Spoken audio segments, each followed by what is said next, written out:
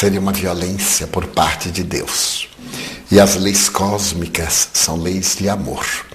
A divindade nos proporciona o livre-arbítrio e estabelece um determinismo. O determinismo é a plenitude. O livre-arbítrio é a eleição para alcançar essa plenitude.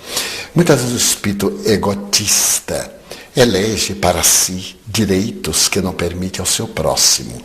E através de uma estrutura social algo degenerada, multimilenar, alguns se permitem privilégios, com o olvido total de todos aqueles que necessitam dos mesmos recursos.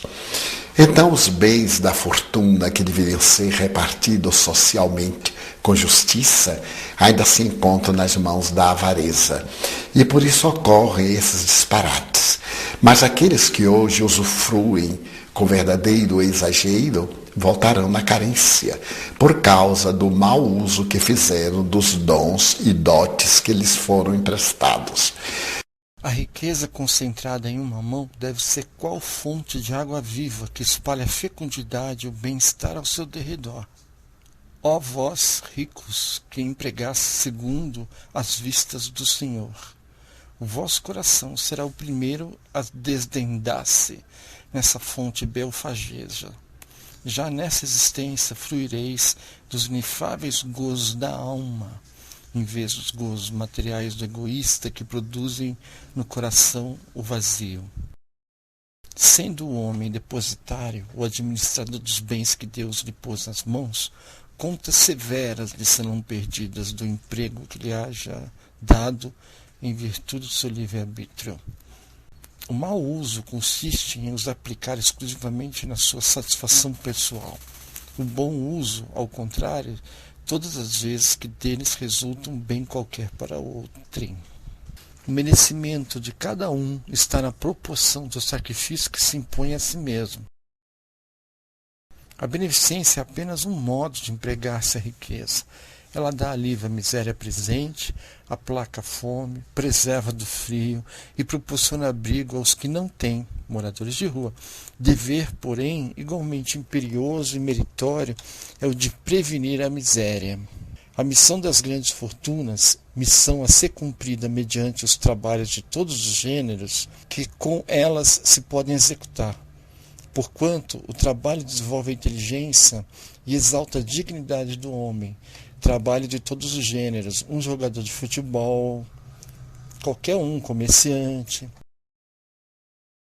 A todos os que podem dar pouco ou muito, direi, pois, dai esmola quando for preciso, mas, tanto quanto possível, convertei-a em salário, a fim de que aquele que a receba não se envergonhe dela.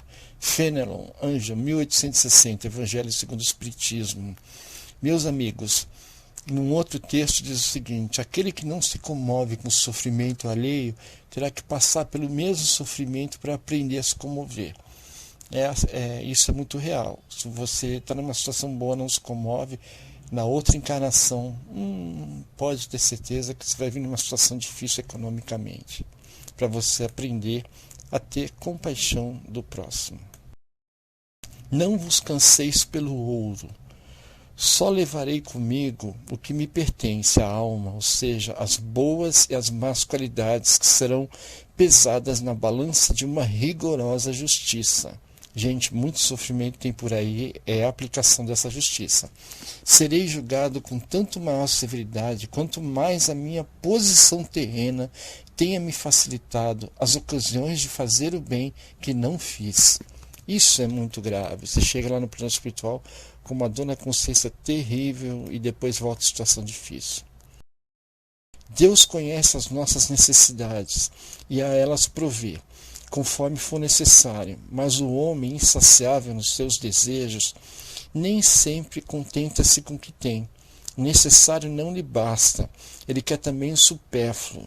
É então que a providência o entrega a si mesmo. Frequentemente, ele se torna infeliz por sua própria culpa, por não haver atendido às advertências da voz da consciência.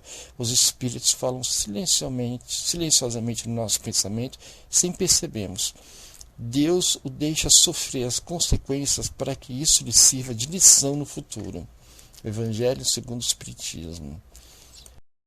O egoísmo leva o indivíduo a querer tudo para si mesmo, a considerar tudo em função dos interesses do próprio eu, sem perceber os direitos e necessidades alheias. Ensinam os mentores desencarnados que os principais inimigos do homem e da mulher são o egoísmo e o orgulho. O orgulho não deixa você admitir que você é egoísta. Com orgulho você não admite erros. A diversidade dos vossos gostos, de vossas tendências, de vossas necessidades, são também um meio de vos aperfeiçoar, exercitando-vos na caridade. Porque somente à custa de concessões e de sacrifícios mútuos é que podeis manter a harmonia entre elementos tão diversos. Então, quer dizer, é tanta gente sofrendo que às vezes se revoltam e aí foi-se embora a harmonia. Agora, se a ajuda chega, aquela pessoa vai aguentando. É inútil querer o homem, ávido de prazeres, iludir-se quanto ao seu destino terreno, pretendendo que lhe seja permitido ocupar-se apenas da sua felicidade.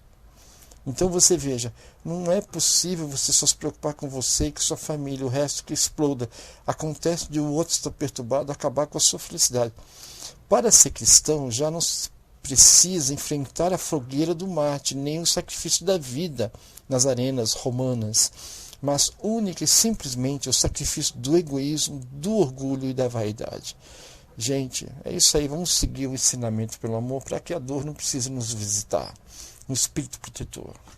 Quando os seres humanos não obedecem às advertências espirituais para a educação pelo amor, a disciplina vem por processos rudes. Livro dos Espíritos. Não mudamos pelo amor, mudaremos pela dor. Leia o Livro dos Espíritos de Allan Kardec. É um livro muito fácil de entender. O livro é todinho de perguntas e respostas. E você vai no assunto que mais te interessar. Família, sexo, dinheiro, por que um é rico, outro é pobre, etc. Né? Animais. E você pode baixar esse livro e outros livros sobre mediunidade, diversos assuntos, no link abaixo. Clique abaixo do vídeo aí nos textos, que o texto se expande e você vai ter o link para os livros, tá bom? Se esclareça.